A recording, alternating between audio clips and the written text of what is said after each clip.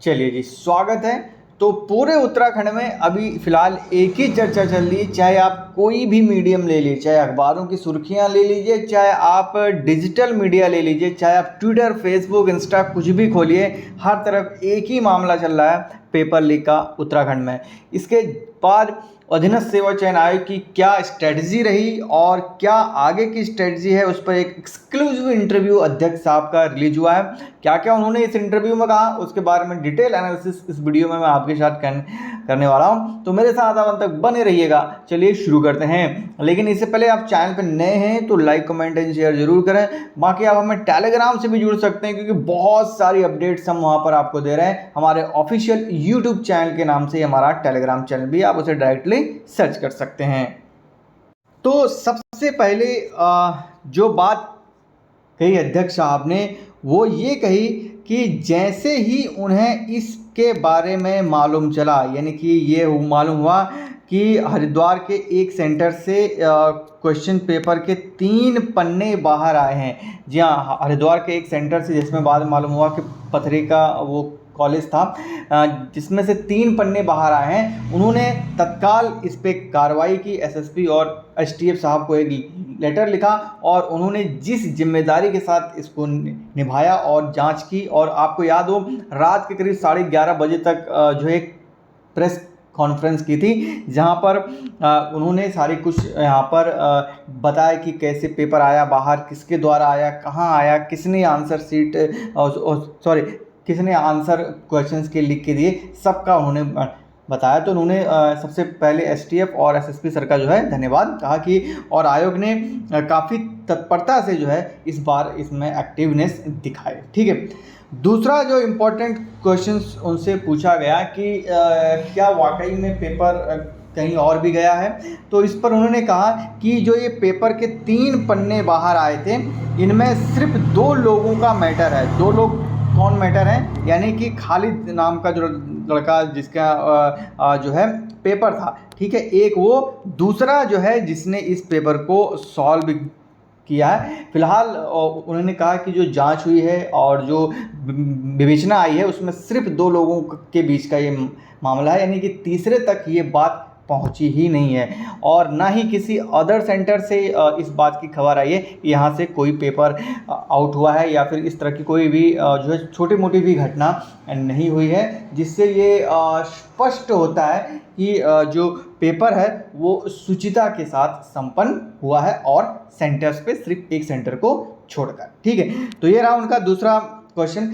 तीसरे क्वेश्चन की उन्होंने बात की कि सिक्योरिटी को लेकर उन्होंने कहा कि एक दिन पहले से, जी हाँ, जिस दिन एग्ज़ाम होता है, यानी कि अगर हम बात करें 21 सितंबर को एग्ज़ाम था, तो 20 सितंबर को ही, जी हाँ, 20 सितंबर को ही सारी जांचें पूरी कर ली गई थी। उन्होंने कहा कि इस बार वो 1-to-1 बात कर रहे थे। इस दिन चौकी प्रभारी और पर्यवेक्षक तक को उन्होंने बात की, क्योंकि इस बार थोड़ा आपदा का भी मामला था, और एक मीम तो काफ़ी वायरल हो रहा था कि जेसीबी में अध्यक्ष साहब बैठे हैं। तो उन्होंने कहा 1-to-1 मैंने सबसे बात की, लेकिन हाँ, उन्होंने इस बात को भी एक्सेप्ट किया कि कहीं ना कहीं ये सिस्टम में थोड़ा सा एरर है, जिसको वो आने वाले भविष्य में सुदृढ़ करेंगे और खोजेंगे कि कहाँ कहाँ पर जो है आयोग की कमी थी, और उसको वो दूर करने की पूरी कोशिश करेंगे। ठीक है, क्वेश्चन नंबर 4 की बात करें तो स्पेशली जो क्वेश्चन उठ रहा था कि जो जैमर है वो काम ही नहीं कर रहा था जिस एग्ज़ाम सेंटर में, यानी कि जो जिस कमरे में वो अभ्यर्थी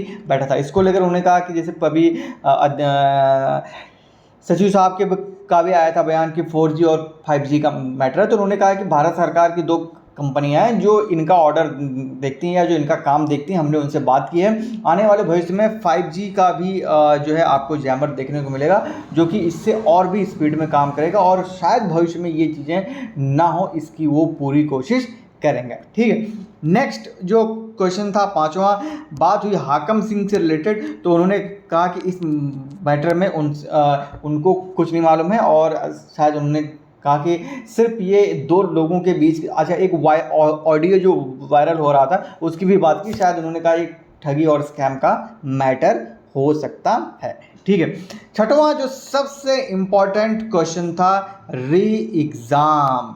ठीक है, इस पर जो आयोग के अध्यक्ष साहब का बयान आया वो सबसे चौंकाने वाली बात है, क्योंकि सचिव साहब का भी कल बयान आया था जो हमने आपको बता दिया था कि कोई भी री एग्ज़ाम आयोग कंडक्ट नहीं कराएगा। जी हाँ, कोई भी री एग्ज़ाम नहीं होगा। सेम यही चीज़ आयोग के अध्यक्ष साहब ने भी कहा कि वो हमें इस पर फिलहाल, क्योंकि उनसे पत्रकार के द्वारा जब उनसे ये पूछा गया कि बहुत सारे अभ्यर्थी जो भी गांधी मैदान में हैं और वो री एग्ज़ाम की बात कर रहे हैं, तो उन्होंने कहा कि इस पे मैं अभी कोई जवाब नहीं देना चाहता हूँ। तो उसके इनके इस वर्डिंग से ही ये स्पष्ट हो जाता है कि आयोग री एग्ज़ाम कराने के बिल्कुल भी मूड में नहीं है। साथ ही साथ आंसर की अगर बात करें तो याद हो आपको, अध्यक्ष साहब कह रहे, सचिव साहब का कहना था कि वो बहुत जल्द आंसर की जारी करेंगे, लेकिन कल जो मुख्यमंत्री साहब से उत्तराखंड बेरोजगार संघ का डेलीगेशन गया, उन्होंने भी इस बात की चर्चा मुख्यमंत्री से की कि आंसर की रिलीज़ करने के लिए बोल रहे हैं। तो उन्होंने कहा कि वो जब तक जांच नहीं हो जाती आयोग को लेटर लिखेंगे कि जब तक जांच पूरी नहीं हो जाती कोई भी ऑफिशियल आंसर की जारी नहीं होगी। ठीक है, और सबसे इम्पॉर्टेंट प्रश्न, जो सातवां सबसे इम्पॉर्टेंट क्वेश्चन है कि आयोग की इंटरनल जांच कराएगा। आयोग जो है खुद की अपनी इंटरनल जांच कराएगा, क्योंकि आयोग में भी, अगर कल आपने देखा होगा हमने एक अपडेट दी थी आपको कि आयोग के सचिव साहब का कहना है कि जो कैंडिडेट जिसका नाम खालिद है उसने 4 अलग अलग तरीके से फॉर्म भरे थे, जो 4 अलग अलग तरीके से 4 अलग अलग फ़ोटो, 4 अलग अलग डेट ऑफ बर्थ, 4 अलग अलग कॉन्टैक्ट नंबर, 4 अलग अलग पेरेंट्स की डिटेल, 4 अलग अलग ईमेल आईडी उन्हें बनाई थी। यानी कि वो पूरा कंफर्म था कि वो किसी भी हालत में परीक्षा निकाल लेगा, और सेंटर पे किस तरह से उसकी पकड़ थी ये आज के डिजिटल मीडिया में जो खबरें आ रही उससे स्पष्ट हो गया है। तो आयोग के अध्यक्ष साहब ने कहा कि वो खुद भी एक इंटरनल इसका ऑडिट कराएंगे कि किस तरह से चीज़ें इतनी जो फ्लैक्चुएट हो गई, क्योंकि ये नहीं होनी चाहिए थी। कहीं ना कहीं उन्होंने कहा कि आयोग की शुचिता पर भी जो है सवाल उठता है, क्योंकि बड़ी मुश्किल से 2021 के जो स्कैम हुआ था उसके बाद आयोग के अध्यक्ष साहब ने रिज़ाइन दिया था, सचिव साहब ने रिज़ाइन दिया था, नए अध्यक्ष साहब आए थे, नए आपके सचिव साहब आए थे, नए एग्जामिनेशन कंट्रोल आए थे। बड़ी मुश्किल से इन 3-4 सालों में आयोग ने बहुत अच्छी छवि अपनी बनाई थी, लेकिन इस एक घटना ने पूरा का पूरा मामला बिगाड़ दिया है। तो आयोग चाहेगा कि इस पर स्पष्ट जांच हो, जल्दी हो, जितनी जल्दी हो वो सब चीज़ें बाहर निकल के सामने है। तो ये रहा एक्सक्लूसिव इंटरव्यू के कुछ समरीज, कुछ पॉइंट्स जो हमने आपके साथ शेयर किए पेपर लीक के बाद आयोग के अध्यक्ष साहब का। ये पहला एक्सक्लूसिव इंटरव्यू है जहां पर उन्होंने इन सब पॉइंट्स के बारे में चर्चा की। बाकी आपकी क्या राय है कमेंट सेक्शन भर दीजिएगा, अपना प्यार ज़रूर उमड़िएगा। बाकी मिलते हैं नेक्स्ट वीडियो में। टेलीग्राम ज़रूर ज्वाइन करें, हमारे ऑफिशियल यूट्यूब चैनल के नाम से हमारा टेलीग्राम चैनल भी है। तो मिलते हैं नेक्स्ट वीडियो में। टिल देन, जय हिंद, जय भारत, जय उत्तराखंड।